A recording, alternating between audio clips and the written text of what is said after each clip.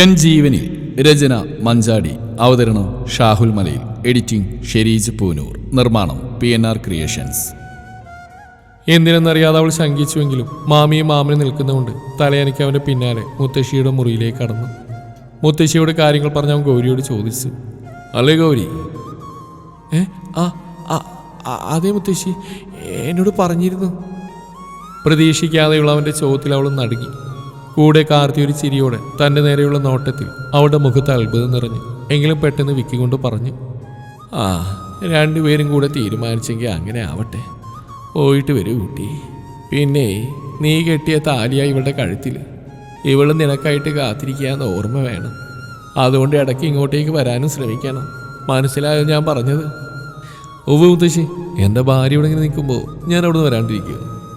എനിക്കെൻ്റെ ഗൗരിക്കുട്ടിയെ കാണാതിരിക്കാനാവില്ലല്ലോ. ഉള്ളിൽ അമർഷം പുറത്ത് കാണിക്കാതെ അവളെ തറപ്പിച്ച് നോക്കി പറഞ്ഞുകൊണ്ട് മുത്തശ്ശിയുടെ നേരെ തിരിഞ്ഞു. എന്നാ ഇനി വൈകിക്കണ്ട, ഇറങ്ങിക്കോളൂ. ഓക്കെ മുത്തശ്ശി. അത് പറഞ്ഞവൻ എഴുന്നേറ്റ്. അവൻ്റെ ഇടതുവശത്തായി നിന്ന ഗൗരി മുത്തശ്ശിയെ നോക്കിയാൻ തലയനക്കി മുറിക്ക് പുറത്തേക്ക് കടന്നു. അപ്പച്ച, ഞാൻ പോയിട്ട് വരാം. ശരി മോനെ, സൂക്ഷിച്ച് പോയിട്ട് വാ. പിന്നെ ഞാൻ പറഞ്ഞൊന്നും മറക്കണ്ട. ഗൗരിയെ ഒന്ന് ഇടം കണ്ണിട്ട് കാട്ടി മഹാദേവൻ പറഞ്ഞപ്പോൾ ആ നോട്ടത്തിന്റെ അർത്ഥം മനസ്സിലായതുപോലെ കാർത്തി തന്റെ അച്ഛനെ നോക്കി കുടിലതയോടെ ചിരിച്ച്. ഭയപ്പെടുത്തിക്കൊണ്ടാണെങ്കിലും അവളിൽ നിന്ന് സ്വത്തധിക വൈകാതെ നേടിയെടുക്കാമെന്നൊരു അഹങ്കാരം അവൻ്റെ ഉള്ളിൽ ആ സമയം നിറഞ്ഞു നിന്നിരുന്നു. കാർത്തി പിന്നെ സുചിത്രയുടെ അടുത്തേക്ക് ചെന്ന് അമ്മയെ കെട്ടിപ്പിടിച്ചുകൊണ്ട് പറഞ്ഞു, അമ്മേ, പോയി വരാം. ആദ്യമായി മകന്റെ സ്നേഹത്തോടെയുള്ള ചേർത്ത് പിടിക്കലിൽ അവരുടെ മനം നിറഞ്ഞു. അവൻ്റെ ഉള്ളിൽ തൊട്ടുള്ള സ്നേഹമാണ് ഇപ്പോൾ തൻ്റെ മകൻ പ്രകടിപ്പിച്ചെന്ന് കരുതിക്കൊണ്ട് വാത്സല്യത്തോടെ അവൻ്റെ കവിളിൽ തഴുകിക്കൊണ്ട് പറഞ്ഞു, പോയിട്ട് വാ മോനെ. സുചിത്രയുടെ അടുത്തായി തലകുനിച്ച് നിൽക്കുന്ന ഗൗരിയുടെ നേരെ അവൻ വന്നു നിന്നു. താൻ തൊട്ടടുത്ത് നിൽക്കുന്നുകൊണ്ടുള്ള പേടിയിൽ അവളുടെ ഹൃദയം അതിശക്തമായി മിടിച്ചുകൊണ്ടിരിക്കുന്നത് അവനൊരു പുച്ഛത്തോടെ തിരിച്ചറിഞ്ഞു. ആ സമയം സുചിത്രയെ വിശ്വസിപ്പിക്കാനായി കാർത്തി പെട്ടെന്ന് ഗൗരിയുടെ അരയിലൂടെ കൈയിട്ട് തൻ്റെ നെഞ്ചോട് ചേർത്ത് നിർത്തി അവളുടെ നെറ്റിയിൽ അമർത്തി ഉമ്മ വെച്ച്. ശക്തമായ ഒരു ഇടിമിന്നൽ തൻ്റെ നെഞ്ചിലൂടെ തുളച്ച് കടന്നുപോയതുപോലെ തോന്നി ഗൗരിക്ക് ആ സമയം. അവൻ്റെ ചുണ്ട് അവളുടെ നെറ്റിയിൽ അമർന്നപ്പോൾ അവളൊന്ന് വിറച്ചു. പോയിട്ട് വരാൻ ഗൗരി. ആർദ്രമായി അവളുടെ കവിളിൽ കൈവച്ച് അവൻ പറഞ്ഞുകൊണ്ട് ഇടം കണ്ണാൽ തൻ്റെ അമ്മയെ നോക്കി. തൻ്റെ അഭിനയ യാഥാർത്ഥ്യമാണെന്ന് വിശ്വസിച്ച് ഒരു വിഡ്ഢിയെപ്പോലെ നിറഞ്ഞ ചിരിയോടെ നിൽക്കുന്ന അമ്മയെ കണ്ട് അവൻ്റെ ഉള്ളിൽ പരിഹാസം നിറഞ്ഞു. കൂടാതെ ഗൗരിയോടുള്ള പകയും. അതിൻ്റെ ഫലമായി അവൻ്റെ 4 വിരലുകൾക്കിടയിൽ അവളുടെ നഗ്നമായ വയർ ഞെരിഞ്ഞമർന്നു. വേദനയിൽ അവളുടെ മുഖച്ചൊളിഞ്ഞു, കണ്ണുകൾ നിറഞ്ഞു. എങ്കിലും തലകുനിച്ച് വിറയലോടെ അവൻ്റെ കൈക്കുള്ളിൽ തന്നെ പതുങ്ങി നിൽക്കുകയായിരുന്നു അവൾ. ഗൗരിയിൽ നിന്ന് വിട്ടുമാറി ഒരിക്കൽ കൂടി അച്ഛനെ അമ്മയും നോക്കി അവൻ കാറിൽ കയറി. വണ്ടി കണ്ണിൽ നിന്ന് മറയുന്നവരെ സുചിത്രയും മഹാദേവനും നോക്കി നിന്നു. അതിൻ്റെ ഇടയിൽ ചുണ്ടുകൾ അറപ്പോടെ ടിഷ്യൂ കൊണ്ട് അമർത്തി തുറക്കുന്ന അവരുടെ മകനെ ആ അമ്മ കണ്ടിരുന്നില്ല. ഇടുപ്പിലെ ധാവണി അവൾ വകഞ്ഞു മാറ്റി നോക്കി. വെളുത്ത മേനിയിൽ അവൻ്റെ കരുത്തുറ്റ 4 വിരൽപ്പാടുകൾ അതേപടി പതിഞ്ഞിരിക്കുന്നു. അതിനു ചുറ്റും വല്ലാത്ത പുകച്ചിലും വേദന അവൾക്ക് അനുഭവപ്പെട്ടു. കണ്ണുകൾ കവിളിനെ നനയിച്ചു. ചുണ്ടുകൾ വിതുമ്പിക്കൊണ്ട് കണ്ണാടിയിലൂടെ കാണുന്ന ആ പാടിൽ പയ്യെ പയ്യെ തഴുകിക്കൊണ്ടിരുന്നു. മാമി, ഞാനൊന്ന് വീട് വരെ പോയിക്കോട്ടെ. എന്താ മോളെ, പെട്ടെന്ന് അവിടേക്ക് പോകാൻ തോന്നാൻ? അത് മാമി, അമ്മയൊന്ന് കാണാൻ തോന്നുക. ആണോ? എന്നാൽ എൻ്റെ മോള് പോയിട്ട് വാ. പക്ഷെ മാമി, മാമൻ വിടുമോ? അത് മാമി പറഞ്ഞോളാം, മോള് പോയിട്ട് വാ. ഒരു ചുരിദാർ എടുത്തിട്ട് അലമാരയിൽ നിന്നൊരു കുഞ്ഞി പേഴ്സ് എടുത്ത് അതിലേക്കൊരു താക്കോൽ കൂട്ടും. പിന്നെ അവളുടെ അധ്വാനത്തിൽ നിന്നൊരു 50 രൂപയും എടുത്ത് ആ പേഴ്സിൽ വെച്ചുകൊണ്ട് പുറത്തേക്ക് നടന്നു. കവലയിൽ കുറച്ചു നേരം കാത്തുനിന്നപ്പോഴേക്കും ബസ് വന്നിരുന്നു. അതിൽ കയറി ഒരിടവഴി വളഞ്ഞ് നേരെ കാണുന്ന അത്യാവശ്യം വലിയ വീടിൻ്റെ ഗേറ്റ് തുറന്ന് അവൾ അകത്തേക്ക് കയറി. മുൻവശത്തേക്ക് കയറി ആ താക്കോലിൽ നിന്നൊന്നെടുത്ത് വാതിൽ തുറന്ന് അകത്തേക്ക് കടന്നു. അവിടുന്ന് ഇടതുവശത്തായി കാണുന്ന 2ാമത്തെ മുറിയിലേക്ക് കയറി. ആ കട്ടിലേക്കായി അവൾ കമിഴ്ന്ന് വീണു. ആ തലയിണയിൽ മുഖമമർത്തി വിങ്ങി വിങ്ങി കരഞ്ഞു. അത്രയും നേരം പിടിച്ചു നിർത്തിയ കണ്ണുനീരെല്ലാം ഒഴുക്കിക്കളഞ്ഞു. തൻ്റെ അച്ഛൻ്റെയും അമ്മയുടെയും മണം നിറഞ്ഞു നിൽക്കുന്ന മുറി, അവരുടെ സന്തോഷങ്ങളും പരിഭവങ്ങളും നിറഞ്ഞു നിന്ന മുറിയിൽ അമ്മയുടെ മാറിലേക്ക് എന്ന പോലെ ആ തലയിണയിൽ എത്ര നേരമെന്നില്ലാതെ അവളുടെ കണ്ണുനീർ നിറഞ്ഞു. കരഞ്ഞു കരഞ്ഞ് എപ്പോഴാളോട് കിടന്ന് മയങ്ങി. കുറച്ചു സമയം കടന്നുപോയി. ശാന്തമായി എല്ലാം മറന്നുകൊണ്ട് തൻ്റെ അച്ഛൻ്റെയും അമ്മയുടെയും മണം തങ്ങി നിൽക്കുന്ന അതിലേക്ക് മുഖമമർത്തി അവൾ മയങ്ങി. ഉറങ്ങി എഴുന്നേറ്റ് മുഖമൊന്ന് അമർത്തി തുടച്ച് അവൾ അമ്മയുടെ അസ്ഥിത്തറയുടെ അവിടേക്ക് നടന്നു. ആസ്തിത്തറയുടെ മുമ്പിലായിരുന്നു അതിലേക്ക് തലയാഴ്ച കിടന്നുകൊണ്ട് അവൾ പറഞ്ഞു, വയ്യ അമ്മ, ഈ ഗൗരിക്ക് വയ്യ. അമ്മ പോയപ്പോൾ എന്തി ഈ ഗൗരിയെ കൊണ്ടുപോകാൻ എന്നെ കൂടെ കൂട്ടായിരുന്നില്ലേ? അതോ അമ്മക്ക് വേണ്ട ഈ ഗൗരിയെ? അച്ഛന് വേണ്ടല്ലോ എന്നെ. ഇവിടെ ആരും ഈ ഗൗരിയെ സ്നേഹിക്കുന്നില്ല. എല്ലാവരും എന്നെ നോവിക്കുക. ഈ വേദന ഗൗരിക്ക് താങ്ങാൻ കഴിയുന്നില്ല. അച്ഛനെങ്കിലും ഈ ഗൗരി കൂടെ കൂട്ടായിരുന്നു. എന്തിനാ അച്ഛൻ എന്നെ ഒറ്റക്കാക്കി പോയി? സങ്കടം സഹിക്കാൻ വയ്യ. മാമി പോലും ഈ ഗൗരിയെ മനസ്സിലാക്കുന്നില്ലല്ലോ. അതിലേക്ക് തലമുട്ടിച്ച് അവൾ വിങ്ങി വിങ്ങി കരഞ്ഞു. ആ സമയം ഒരു കാറ്റായി അവളെ തഴുകി അമ്മ കടന്നുപോയിരുന്നു, ഒരു സാന്ത്വനം എന്ന പോലെ. കാർത്തി, നീ എപ്പെത്തി? നീ വന്നപ്പോൾ തന്നെ വിളിക്കാഞ്ഞേ? അവൻ്റെ ഫ്ലാറ്റിലേക്ക് കടന്നു വന്ന ദിയ നേരെ കാർത്തിയുടെ മുറിയിലേക്ക് കടന്നു. ആ സമയം കാർത്തി മിററിൻ്റെ മുമ്പിൽ നിന്നുകൊണ്ട് തൻ്റെ ഷർട്ട് അഴിക്കാൻ തിരക്കിലായിരുന്നു. ദിയ ഓടി വന്നവൻ്റെ പുറകിലൂടെ വട്ടം പിടിച്ച് പുറത്തായി കവിളിൽ അമർത്തിക്കൊണ്ട് ചോദിച്ചു. മുട്ടിന് മുകളിലായി നിൽക്കുന്ന ഒരു ഇറുകിയ ഡ്രസ്സായിരുന്നു അവളുടേത്. ഞാൻ വന്നു എന്ന് എനിക്ക് എങ്ങനെ മനസ്സിലായി ദിയ? അവളുടെ കൈ പിടിച്ച് മുമ്പിലേക്ക് നിർത്തിക്കൊണ്ട് കവിളിൽ കൈവച്ച് ആർദ്രമായി ചോദിച്ചു. അതൊക്കെ ഞാൻ അറിഞ്ഞു മോനെ. നീ എൻ്റെ അടുത്ത് എവിടെയാണെങ്കിലും ഈ ദിയ അറിയും. അവനെ ഇറുകിയെ പുണർന്നുകൊണ്ട് അവൾ പറഞ്ഞു. അതിന് കാർത്തി അവളുടെ ഇടുപ്പിലൂടെ കൈയിട്ട് തൊട്ടടുത്ത ടേബിളിലായി കയറ്റിയിരുത്തി. അവളുടെ കാലുകൾക്കിടയിലായി അവൻ നിന്നു. വശ്യമായ ചിരിയോടെ ദിയ അവൻ്റെ കഴുത്തിലൂടെ കൈയിട്ടുകൊണ്ട് അവനെ കൂടുതലായി തന്നിലേക്ക് അമർത്തി. പിന്നെ എന്തു പറയുന്നു നമ്മുടെ ഗൗരി കാർത്തിക് മഹാദേവൻ? ദിയ ഒരു പുച്ഛത്തോടെ ചോദിച്ചു. അവൾക്ക് ഞാൻ ഇന്നലെ രാത്രി കൊണ്ട് ഈ കാർത്തി ആരാണെന്ന് കാണിച്ചു കൊടുത്തിട്ടുണ്ട്. ദിയയുടെ തുടയിലായി തഴുകിക്കൊണ്ട് അവൻ പറഞ്ഞു. അതിൽ ദിയ സംശയത്തോടെ തുടയുടെ മുകളിലേക്കായി തഴുകി വരുന്ന അവൻ്റെ കൈക്ക് മുകളിൽ തൻ്റെ കൈവച്ച് തടഞ്ഞുകൊണ്ട് സംശയത്തോടെ അവനെ നോക്കി. അവളുടെ നോട്ടം കണ്ട് അവൻ ചിരിയോടെ അവളുടെ കവിളിൽ കൈവച്ച് പറഞ്ഞു, നീ കരുതുന്ന പോലെ അല്ല ഡിയർ എന്ന് പറഞ്ഞ് ഇന്നലെ രാത്രി അവളോട് പെരുമാറി അവളെ കരയിപ്പിച്ച് അവൻ പറഞ്ഞു കൊടുത്തു.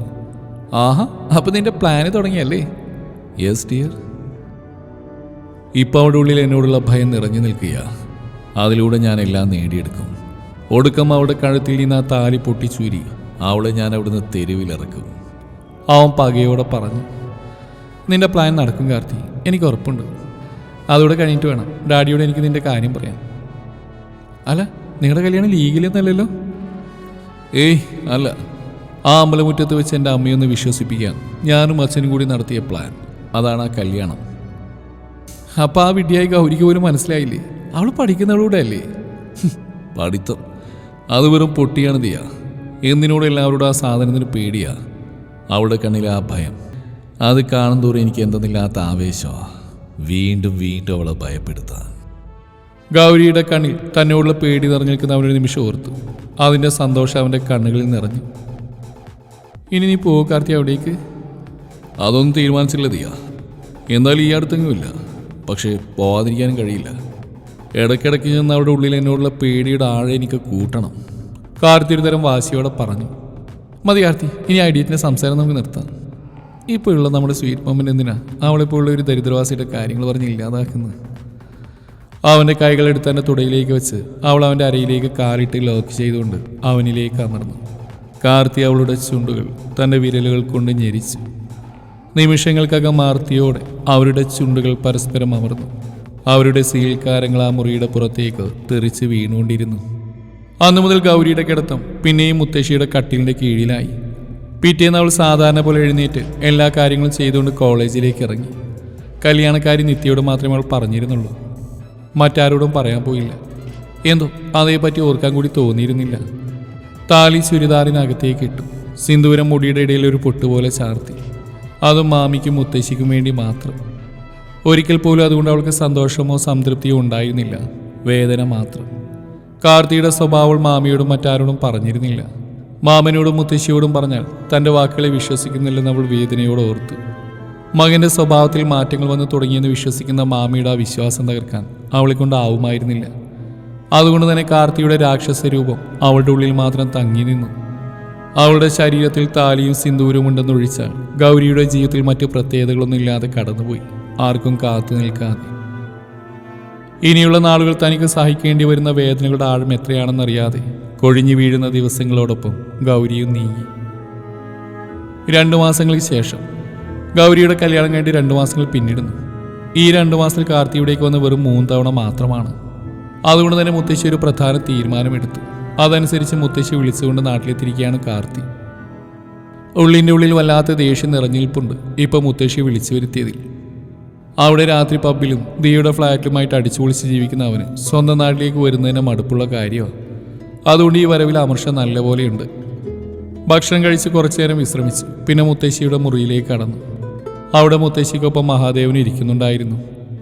എന്താ മുത്തശ്ശി വരണമെന്ന് പറഞ്ഞ്? അച്ഛനെ നോക്കിയതിന് ശേഷം അവൻ മുത്തശ്ശിയുടെ നേരെ തിരിഞ്ഞു. നിന്നോട് ഞാൻ എന്ത് പറഞ്ഞിട്ട് ആ കുട്ടിയെ വിട്ടത്? നിന്റെ ഭാര്യ ഇവിടെ ഉണ്ടെന്ന കാര്യം ഓർക്കണമെന്ന് ഞാൻ നിന്നോട് പറഞ്ഞിട്ടുള്ളതല്ലേ? ഉവ്, അതിനിപ്പോൾ എന്താ ഉണ്ടായേ? അവൻ സംശയത്തോടെ ചോദിച്ചു. എന്താ ഉണ്ടായെന്നോ? കല്യാണം കഴിഞ്ഞ് 2 മാസം കഴിഞ്ഞു. എന്നിട്ട് നീ വന്ന് വെറും 3 തവണ. നിങ്ങൾ രണ്ടാളും അവിടെ ഇവിടെയായിട്ട് നിന്നാൽ എങ്ങനെയാ ശരിയാവുക? അതുകൊണ്ട് തന്നെ ഞാനൊരു തീരുമാനം എടുത്തിട്ടുണ്ട്. അതങ്ങോട്ട് അനുസരിക്കുക. എന്താ ദേവാ? അമ്മ പറയുന്ന പോലെ അവൻ ചെയ്തോളൂ. എന്നാ നീ ഇനി പോകുമ്പോൾ ഗൗരിയെ കൂടെ അങ്ങോട്ട് കൊണ്ടുപോവാ. അവൾ അവിടെ നിന്റെ കാര്യങ്ങൾ നോക്കി നിന്നോളൂ. മുത്തശ്ശി പറയുന്ന കേട്ട് കാർത്തി ദേഷ്യത്തിൽ തൻ്റെ അച്ഛനെ നോക്കി. അച്ഛൻ അത് കണ്ട് അവൻ്റെ നേരെ കണ്ണുകളടച്ച് എല്ലാം ശരിയാക്കാമെന്ന രീതിയിൽ കാട്ടി. നിനക്കെന്തെങ്കിലും പറയാനുണ്ടോ? ഗൗരവത്തോടെ കാർത്തിയോട് ചോദിച്ചു. ഏയ്, മുത്തശ്ശി തീരുമാനിക്കുന്ന പോലെ. അവളെ ഞാൻ ബാംഗ്ലൂർ കൊണ്ടുപോയിക്കോളാം. എന്നാ അങ്ങനെ ആവട്ടെ. പിന്നെ ഗൗരിയോടും കൂടി നീ പറഞ്ഞോളൂ. ശരി മുത്തശ്ശി. അവൻ പറഞ്ഞ് കാർത്തി എഴുന്നേറ്റു. അച്ഛാ, എനിക്ക് ആ സാധനത്തിന് അങ്ങോട്ടൊന്നും കൊണ്ടുപോകാൻ പറ്റില്ല. അച്ഛൻ തന്നെ എങ്ങനെയും മുത്തശ്ശിയപ്പുറം മനസ്സിലായിക്കോ. എടാ മോനെ, ഞാനും നിന്നോട് പറയാൻ വരുമായിരുന്നു. അവളെ ഇവിടെ എങ്ങനെ നിർത്തി എങ്ങനെയാ ശരിയാവുന്നത്? നിന്റെ കൂടെ ഉണ്ടെങ്കിലല്ലേ നമ്മൾ വിചാരിക്കുന്ന പോലെ എല്ലാം കിട്ടൂ. അവൻ്റെ മുറിയിലേക്ക് വന്നിരിക്കുകയാണ് മഹാദേവൻ. പക്ഷേ ഈ നാശത്തിന് ഞാനിങ്ങനെ എൻ്റെ ഭാര്യയാണെന്ന് എൻ്റെ ഫ്രണ്ട്സിനോട് പറയും. ഇത് വല്ലാതെ കഷ്ടമായല്ലോ. ഇതുകൊണ്ടൊക്കെയല്ലേ ഞാൻ നിന്നോട് ആദ്യം പറഞ്ഞേ, അവളോട് സ്നേഹം കാണിച്ചിട്ട് വിശ്വാസം നേടിയെടുക്കാൻ. എന്നിട്ടെന്താ, നിന്റെ അമ്മയ്ക്കും മുത്തശ്ശിക്കും വരെ സംശയമായിരിക്കുന്നു. അതുകൊണ്ടാ ഇങ്ങനൊരു തീരുമാനം എടുത്തിരിക്കുന്നത്. എന്തായാലും ഇപ്പോൾ ഇതനുസരിക്കുക. എന്നിട്ട് എത്രയും പെട്ടെന്ന് അവളുടെ കയ്യിൽ നിന്ന് സ്വത്തുക്കളെല്ലാം നിന്റെ പേരിലാക്കുക. അതുവരെ ഇതിനെ സഹിക്കില്ലാതെ വേറെ വഴിയില്ല. കഷ്ടകാലത്തിനെടുത്ത് തലയിൽ വെച്ചൊന്ന് പറഞ്ഞാൽ മതിയല്ലോ. എന്തായാലും ആ സാധനത്തിനോട് അച്ഛനെ പറഞ്ഞേക്ക്. നാളെ പോകാൻ റെഡിയായി നിന്നോളാം. അങ്ങനെ ചെയ്യാം. അത് പറഞ്ഞ് മഹാദേവൻ പുറത്തേക്ക് കടന്നപ്പോഴേക്കും കാർത്തി ഫോൺ കയ്യിലെടുത്തിരുന്നു. എടേ, നിന്റെ പുന്നാരമോള അസത്യന്തേ? മോള് പശുക്കളുടെ അടുത്തുണ്ട്. എന്താ ഏട്ടാ? ആസത്തിനോട് വേഗം കയ്യും കാലും കഴുകിയിട്ട് എൻ്റെ മുറിയിലേക്ക് വരാൻ പറ. കൂടെ നീയും. പറയാം. എന്തിനാ മാമി എന്നെ അന്വേഷിക്കുന്നേ? അറിയില്ല മോളെ. മുത്തശ്ശി ഏട്ടനും മോനും കൂടി എന്തൊക്കെയോ സംസാരിക്കുന്നത് കണ്ടിരുന്നു. എന്തായാലും വേഗം നീ മാമൻ്റെ അടുത്തേക്ക് ചെല്ല്. മാമ എന്നെ വിളിച്ചോ? എത്ര നേരായിട്ട് അസത്ത് ഞാൻ വിളിച്ചിട്ട് കൃത്യസമയത്ത് വന്നാലും തടി നിനക്ക്. അകത്തേക്ക് കയറി വന്ന് ഗൗരിയോടായി മഹാദേവൻ ദേഷ്യത്തിൽ അലറി. അതിന് മറുപടിയായി ഒന്നും മിണ്ടാതെ നിന്ന് ഗൗരി. അപ്പോഴേക്കും സുചിത്ര മുറിയിലേക്ക് എത്തിയിരുന്നു. വിളിച്ചെന്തിനാന്ന് വെച്ചാ നീ നിന്റെ കെട്ടും പാണ്ടുമെല്ലാം ഒരുക്കി വെച്ചോ, നാളെ കാർത്തികിന്റെ കൂടെ പോവാൻ. ഗൗരവത്തോടെയുള്ള അയാളുടെ വാക്കിൽ കേട്ടിട്ട് ഒന്നും മനസ്സിലാവാതെ ഗൗരി മാമിയെ നോക്കി. അവളുടെ നോട്ടം കണ്ട് സുചിത്ര മഹാദേവന് നേരെ തിരിഞ്ഞു. ഏട്ടാ എന്താ പറയുന്നത്? മനസ്സിലായില്ല മോൾക്ക്? നിന്റെ മോള് മനസ്സിലാക്കാൻ മാത്രമൊന്നുമില്ല. നാളെ കാർത്തി ബാംഗ്ലൂർക്ക് പോകുമ്പോ കൂടെ ഇവളും ചെല്ല. അമ്മയെല്ലാം തീരുമാനിച്ചുറപ്പിച്ചു. അതങ്ങോട്ട് എല്ലാവരും അനുസരിക്കാം. തറപ്പിച്ചുകൊണ്ട് മഹാദേവൻ പറഞ്ഞു നിർത്തിയതും ഗൗരി ഞെട്ടിപ്പിടഞ്ഞുകൊണ്ട് അയാളെ നോക്കി. പിന്നെ നിറകണ്ണുകളോട് സുചിത്രയെ. ഒരു നിമിഷം കൊണ്ട് അവളുടെ മുഖത്ത് പേടികൊണ്ട് വിയർപ്പ് നിറഞ്ഞു. അവളിലെ വെപ്രാളം തിരിച്ചറിഞ്ഞ സുചിത്ര ചെറിയ പേടിയോടെയാണെങ്കിലും മഹാദേവനോട് പറഞ്ഞു. മോൾക്ക് അവിടെയൊന്നും വശമുണ്ടാവില്ല ഏട്ടാ. മോൾ ഇവിടെ നിൽക്കുന്നല്ലേ നല്ലത്. അവിടെ പഠനം പോവില്ലേ? പഠനോ? ഇവളൊക്കെ പഠിച്ചിട്ട് എന്തിനാടി? എൻ്റെ മോന് വെച്ചുണ്ടാക്കി കൊടുക്കാനാ അവൻ ഇവളുടെ കഴുത്തിൽ അത് കെട്ടിയിരിക്കുന്നത്. അവൻ ജോലിക്ക് പോകുന്നുണ്ടല്ലോ, അത് മതി. മറുത്തൊരു ചോദ്യം ഇങ്ങോട്ട് വേണ്ട. എല്ലായിടത്തും നാളെ പോകാനൊരുക്കോളാ. അത്രയും പറഞ്ഞ് മഹാദേവൻ മുറിയുടെ പുറത്തേക്ക് കടക്കുമ്പോൾ പിന്നിൽ ഗൗരി നിറഞ്ഞ കണ്ണുകളോടെ മാമിയുടെ കയ്യിൽ മുറുകെ പിടിച്ച് പറഞ്ഞു. എനിക്ക് പേടിയാ മാമി അവിടേക്ക് പോവാൻ. ഞാനിവിടെ നിന്നോളെന്ന് മാമിനോടൊന്ന് പറയൂ. എനിക്ക് പഠിക്കണം മാമി. ഞാൻ പറഞ്ഞ നീയും കേട്ടതല്ലേ മോളെ. അതുമല്ല, നിങ്ങൾ രണ്ടാളും ഇങ്ങനെ രണ്ടിടത്ത് നിന്നാൽ എങ്ങനെയാ ശരിയാവുക? അവിടെ ചെല്ലുന്ന കുറച്ച് ദിവസങ്ങളെ ബുദ്ധിമുട്ടുണ്ടാവും. അത് കഴിയുമ്പോൾ എല്ലാം ശരിയാവും കുട്ടി. ഗൗരിയുടെ കവിളിൽ അരുമയോടെ തഴുകി പറഞ്ഞോട് സുചിത്ര കടന്നു പോകുമ്പോൾ ഗൗരി തളർച്ചയോടെ താഴേക്ക് ഇരുന്നിരുന്നു. തുടരും ഈ കഥയുടെ ബാക്കി ഭാഗം നാളെ ഇതേ സമയം.